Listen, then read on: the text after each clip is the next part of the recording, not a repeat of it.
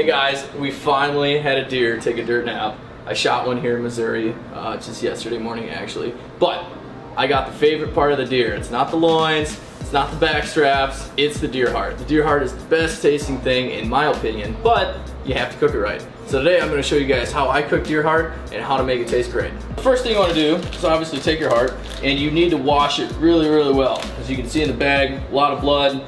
We did have this thing kind of in the grass, so there's a little bit of dirt stuff on it. Clean it very well, get as much of the blood as you can out, and just wash it under cold water and it works great. Next step, you need to dissect the heart. So we're going to start by cutting it in half. And why I cut it in half is because inside the heart, there's a bunch of, I don't know if they're little veins, but there's white stringy pieces everywhere. We'll just go with that. And you don't want to eat those. You want to get all of those out of the heart the best that you can. And then cut all those white little tube things out as well. Because you don't want to eat those. You just want to eat the meaty part of the heart. So we're going to cut it in half, take those out. The next step after the heart's cut in half, we're actually just going to start cutting little slices. And that is what we're going to ultimately cook. And I go the way I go just because it gives you a better piece to eat.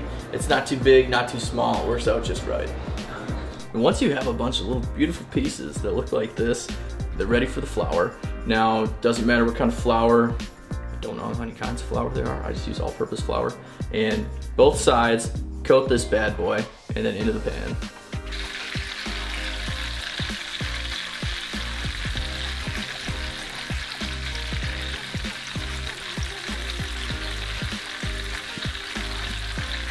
Watch this. Oh, that's gonna be good. It's gonna be wowza. That's gonna be so good. So like I said before, I cook it on a medium. If you cook it super hot or on high, one, you're gonna fry the crap out of the food. Two, you're gonna get oil splatters to the face. You don't want that. So cook it on medium, and you don't want to cook the crap out of these things. I wouldn't eat these rare, I wouldn't eat these medium rare, but anywhere from medium to like a medium well.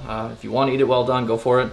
But I always cook it to a medium because the deer heart is actually more of a chewier type feel as far as eating venison goes. But when it's in the pan, flour's cooking, feel free to dump some seasoned salt on there. I use regular salt and seasoned salt, get it going real good, and then halfway through you'll kind of see the blood start coming up, and that'll let you know that, okay, I need to flip and go to the other side, and then just repeat that process. Well, the blood started to come through these, so these are getting ready to get flipped. And I didn't mention it, but when you actually slice these things, I try to stick to the minimum of a 1/4 inch thick. You don't want thin slices like bacon, or they're gonna cook and just be done too quick.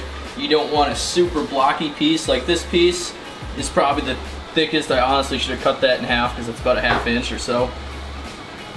It tastes way better for some reason when you have them at that 1/4 inch thick. So try and slice them like that. Oh, that looks so good. Shut it off. Get these things out of the frying pan. And I'm actually going to segregate these on the plate a little bit. We got some with onions, some without. And Ellie's also never eaten deer heart before.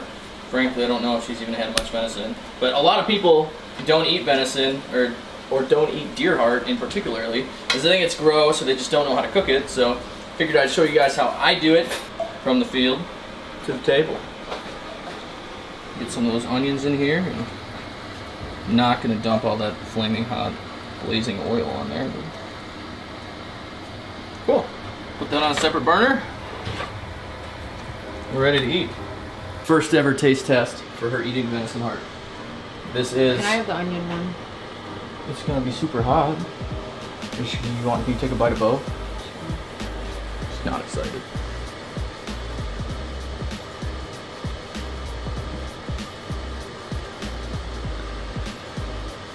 Tastes like country fried steak. Well, there you have it, folks. We just made some country fried steak. I honestly don't. I don't think. How do you get country fried steak out of this? No. This is like God's gift to all humanity. So did you like it? Would you eat it? Yeah, I would eat it. It doesn't have any other taste other than well done steak, essentially. Oh. She's just a hair. I don't eat it all. Oh, See, don't eat it all, she says, because she wants some more. Eat it. Okay, one last bite. This is the onion. I gotta see if it tastes different. Yeah, it's definitely hotter.